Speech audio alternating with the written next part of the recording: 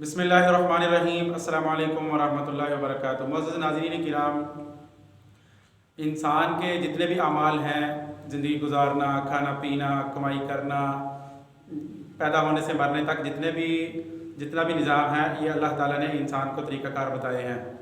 ये नहीं है कि सिर्फ़ इबादत की रहनुमाई तो अल्लाह पाक ने की हो और हमारा जो ज़रिया आमदन है या जितने भी हम दूसरे ज़िंदगी गुजारते हैं, दूसरे असबाब हैं, उनके बारे में हमारी दीन ने रहनुमाई ना की हो, ऐसी कोई बात नहीं। हर चीज़ में हमारा इस्लाम हमारी रहनुमाई करता है।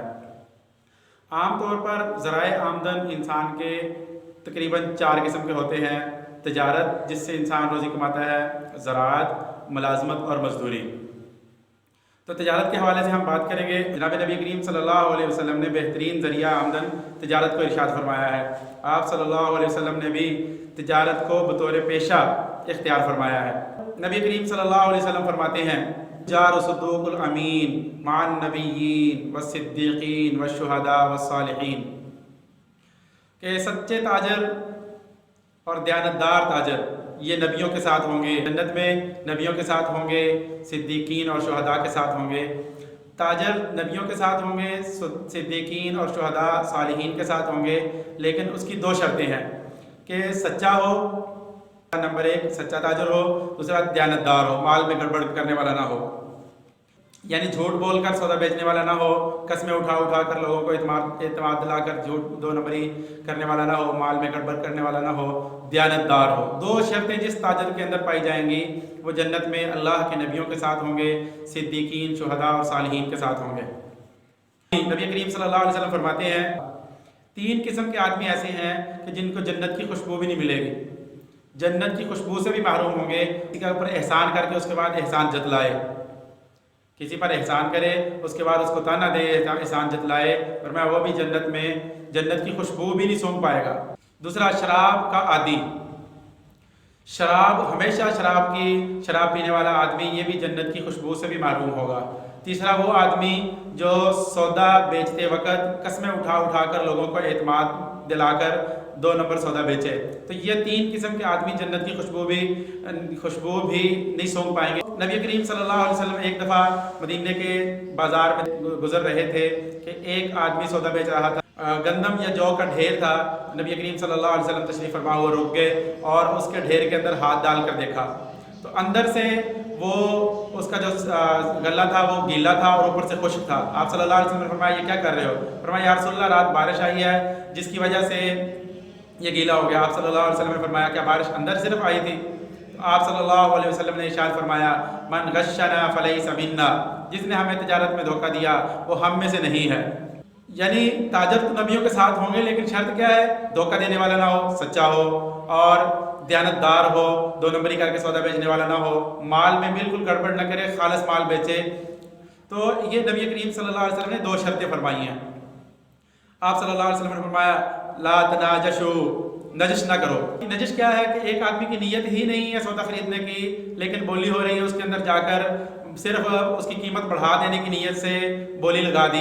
मिसाल के तौर पर सौदा एक आदमी बेच रहा है, कुछ लोग उस पर बोली लगा रहे हैं, एक आदमी वैसे ही अंदर आके नीयत नहीं है लेने की, लेकिन उसको ये रेट बहुत ज़्यादा बढ़ा के उसकी बोली लगा दी। आप सल्लल्लाहु अलैहि वसल्लम ने इसको हराम करार दिया है। मैंने फरमाया, आजकल मंडियों में ऐसा ही होता है, नीयत होती नहीं है लेने की, आपस में लोग मिले होते हैं, वैसे आके उसको रेट बढ़ा देते हैं। बहुत बड़ा गुनाह है ऐसा करना। और ज़ख़ीरा अंदोज़ी से भी नबी पाक सल्लल्लाहु अलैहि वसल्लम ने मना फरमाया है। ज़ख़ीरा अंदोज़ी का मतलब ये है कि अगर वो मार्केट में, वो मंडी में वो चीज़ आम दस्तयाब है, उस ज़ख़ीरा अंदोज़ी ताजर ने ज़ख़ीरा अंदोज़ी कर ली, लेकिन उसकी वजह से उसका रेट भी नहीं बढ़ा और उस चीज़ की किल्लत भी नहीं आई, तो फिर ये जायज़ है, इसके अंदर कोई मसला नहीं। अगर इस ताजर ने सामान स्टोर कर लिया, माल ज़ख़ीरा अंदोज़ कर लिया और इसकी वजह से रेट भी बढ़ गए मंडियों के अंदर चीज़ों के, और वो उस चीज़ की भी किल्लत आ गई, तो नबी पाक सल्लल्लाहु अलैहि वसल्लम ने ऐसी ज़ख़ीरा अंदोज़ी को हराम करार दिया है। यानी ऐसी ज़ख़ीरा अंदोज़ी से मना फरमाया है जिससे गरीब या छोटे ताजर या जिससे उम्मत का नुकसान हो, इससे नबी पाक सल्लल्लाहु अलैहि वसल्लम ने मना फरमाया है। फिर सूदी कारोबार से भी, क्योंकि तिजारत के नाम पर ही लोग सूद का कारोबार करते हैं। ये अरब में भी आमतौर पर ऐसा होता था कि एक जिन्स को दूसरी जिन्स के बदले में बेचना, इसको तिजारत कहते हैं। सोने के बदले में चांदी, पैसों के बदले में कपड़ा, मतलब कोई भी जिस तरह आम मार्केट में चीज़ें सेल होती हैं। لیکن ہم جنس چیز بیچنا، ایک ہی چیز کو دوسری چیز کے بدلے میں بیچنا کمی زیادتی کے ساتھ، فرمایا یہ سود ہے۔ تو عرب کے لوگوں نے جو عربی تاجر تھے کہنے لگے یہ ایک ہی چیز ہے، لیکن ان میں کیا فرق ہے کہ ایک چیز حرام ہے دوسری چیز حلال ہے؟ تو اللہ تعالیٰ نے اس کا جواب دیا احل اللہ البیع وحرم الربا، کہ جو بیع کو اللہ تعالیٰ نے حلال قرار دیا ہے اور سود کو حرام قرار دیا ہے، کہ جو سود کھانے والے ہیں اس پر بہت شدید قسم کی اللہ تعالیٰ کی لعنتیں ہیں، اللہ تعالیٰ نے حرام قرار دیا ہے۔ سود لینے والا، دینے والا، لکھنے والا، لکھوانے والا، گواہ بننے والے، سب پر اللہ کی لعنتیں ہوتی ہیں۔ تو مال کہ اس ہم جنس مال، ایک پیسے کے بدلے میں پیسہ، سونے کے بدلے میں سونا، چاندی کے بدلے میں چاندی، کھجور کے بدلے میں کھجور، کمی زیادتی کے ساتھ بیچنا، فرمایا یہ سود ہے۔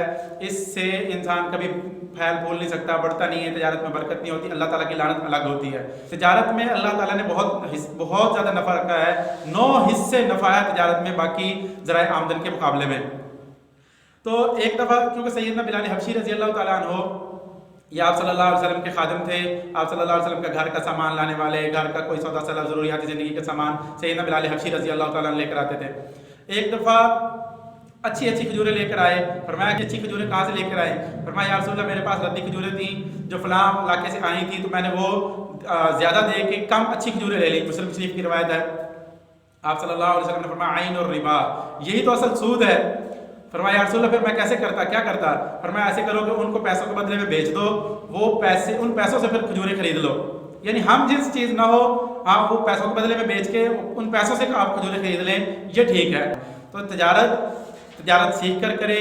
اگر آپ تاجر ہیں تو تجارت کے حوالے سے آپ اس کا دین سیکھیں کہ کون کون سی چیزیں اسلام میں حلال ہیں اور کون کون سی چیزیں حرام ہیں، پھر یہ سیکھ کر کریں، انشاءاللہ بہت زیادہ اللہ تعالیٰ نفع دیں گے۔ اللہ تعالیٰ ہمیں ان باتوں کو سمجھنے کی، عمل کی توفیق بخشے۔ السلام علیکم ورحمۃ اللہ وبرکاتہ۔ ہمارے چینل کو سبسکرائب کریں، بیل آئیکن کو بھی پریس کر دیں تاکہ ہماری ہر نئی آنے والی ویڈیو کی اپڈیٹ آپ کو مل سکے۔